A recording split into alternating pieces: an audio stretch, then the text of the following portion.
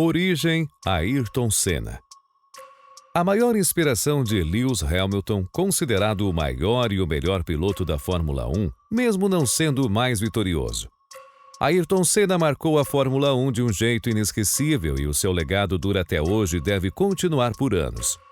Mas o que ele fez para ser considerado o maior de todos os tempos? Isso você confere comigo logo após a vinheta. Touchdown!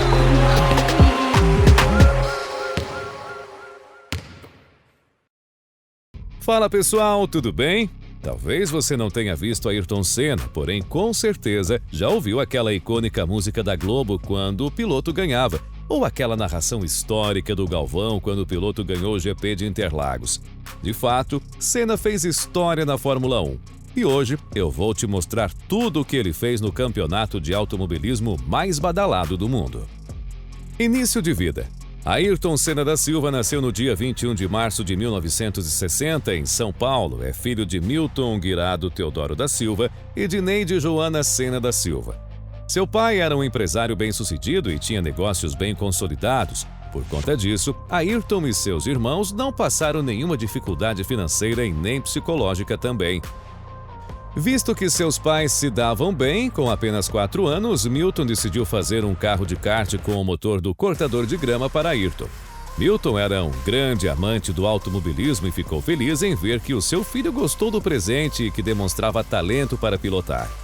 Tanto que com 9 anos já dirigia jipes pelas estradas rurais da propriedade do pai. No ano de 73, Senna foi competir em campeonatos oficiais de kart e ficou até os 17 anos, sendo vice do brasileiro e sul-americano. No entanto, aos 18 anos, finalmente se sagrou campeão do Campeonato Brasileiro e isso se repetiu até os 21 anos. Vale ressaltar que ele também foi uma vez campeão do torneio sul-americano e vice 2 vezes do Mundial. Em 1981, Ayrton decidiu tentar o novo desafio na Europa e, mesmo com os seus pais sendo contra, o ajudaram. Após seu pai falar com Emerson Fittipaldi para achar uma oportunidade, o garoto foi para a Inglaterra competir na Fórmula Ford.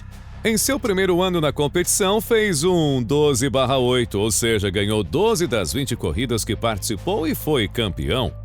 Entretanto, após o término da Fórmula Ford, ficou sem patrocínio, sendo bancado pelo pai e isso o incomodava.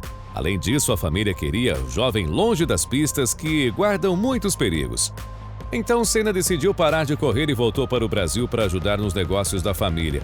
Mas sua tristeza era nítida, ele não queria fazer aquilo, queria correr. Por conta disso, seus pais decidiram tomar a difícil decisão de deixá-lo correr. De volta às pistas em 82, foi campeão em 2 títulos, a Fórmula Ford e o Europeu, tendo uma excelente marca de 22/5.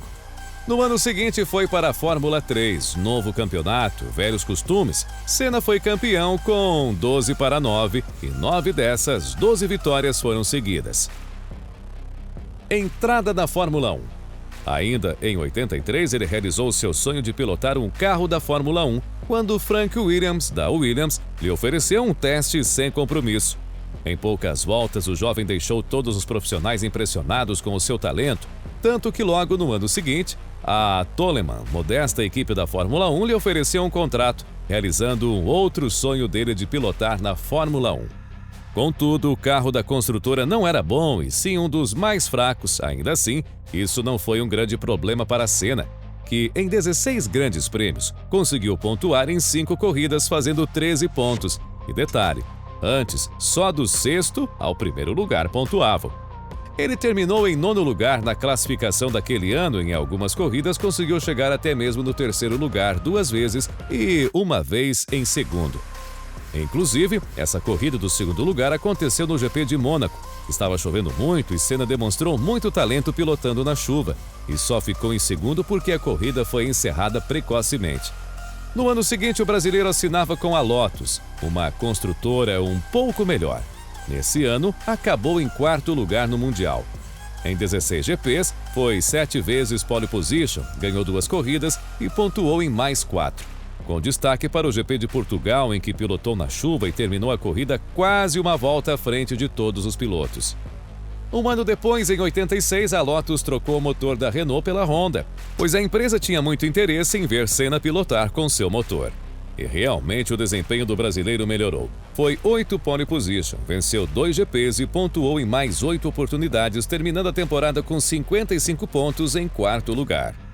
Outra melhora nos números também ocorreu no ano seguinte, quando acabou em 3º lugar. Bom, agora vem um momento muito especial na carreira de Senna, então já aproveita para deixar o like. Aproveita também para comentar aqui embaixo quem é o maior piloto da história da Fórmula 1 na sua opinião. Escreve aí que eu quero saber. Dream Team. Após os primeiros anos na Fórmula 1, muitos ficaram se perguntando: se Senna já é um cara incrível com carros ruins e mais ou menos, imagina o que ele pode fazer com uma verdadeira máquina em mãos. Foi praticamente esse pensamento que a Honda e a McLaren teve. Então, em 88, as duas decidiram montar uma máquina e chamar Senna, que já era o piloto mais bem pago da época, para pilotar. E ainda fazer dupla com Alain Prost, que já era bicampeão do mundo e até ali um dos melhores pilotos. A ideia deu super certo e logo no ano de estreia, em 88, a McLaren ganhou 15 dos 16 grandes prêmios e finalmente Ayrton Senna foi campeão. Tendo sido 3 vezes pole position, ganhando 8 GPs e pontuando em mais 5 corridas, conseguindo um total de 90 pontos.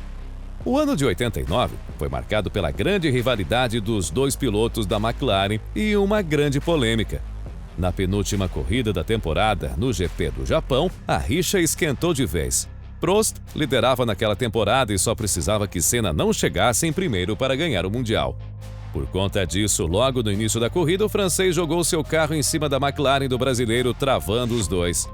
Após o acidente, Alain não conseguiu ligar o carro. Todavia, Ayrton conseguiu e, passando por um caminho de imprevistos, fez uma das maiores recuperações da história da Fórmula 1, terminando em primeiro lugar.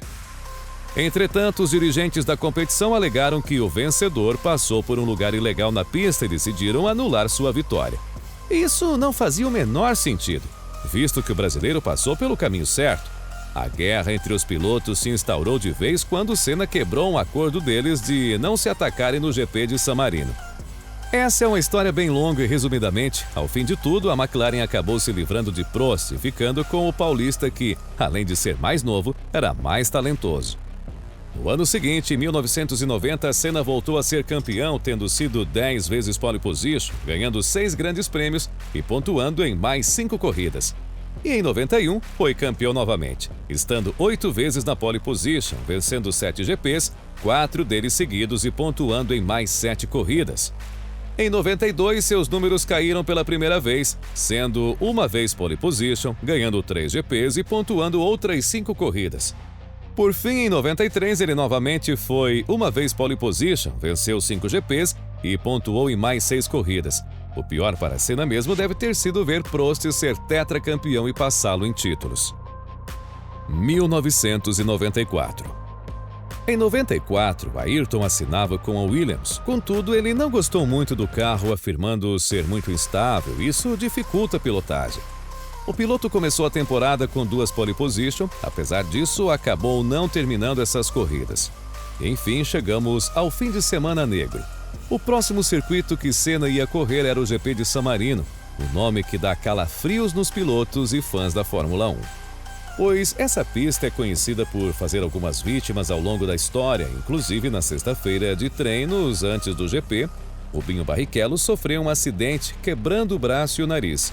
E no sábado, Roland Ratzenberger acabou sofrendo um acidente pesado e morrendo.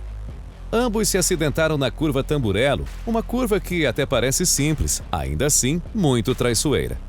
No dia do GP, Senna foi convidado por uma emissora francesa para ajudar um recém-chegado narrador a narrar a sua primeira volta na Fórmula 1. O brasileiro aceitou e ganhou um texto para seguir, entretanto, acabou saindo do roteiro e, na TV aberta, falou sentir falta de Alain Prost, que se aposentou em 93. A declaração emocionou o narrador e milhões de pessoas em volta do mundo. Aquilo significava o fim de uma das maiores rivalidades do mundo. Segundo alguns jornalistas, maior até mesmo que a rivalidade de Pelé e Maradona. Tudo terminava em paz e sem problemas. Infelizmente, naquela corrida, Ayrton Senna acabou sofrendo um acidente na Tamburello muito forte. Ele até foi levado para o hospital, mas não resistiu. Bem, um final triste para um dos maiores da história, porém, seu legado dura até hoje e sempre lembraremos dessa lenda. Antes de sair desse vídeo, não esqueça de deixar o seu like, isso é muito importante para que possamos trazer novos conteúdos como esse. Aproveita também e se inscreve e ativa o sininho das notificações para não perder novos vídeos. Um abraço e até a próxima!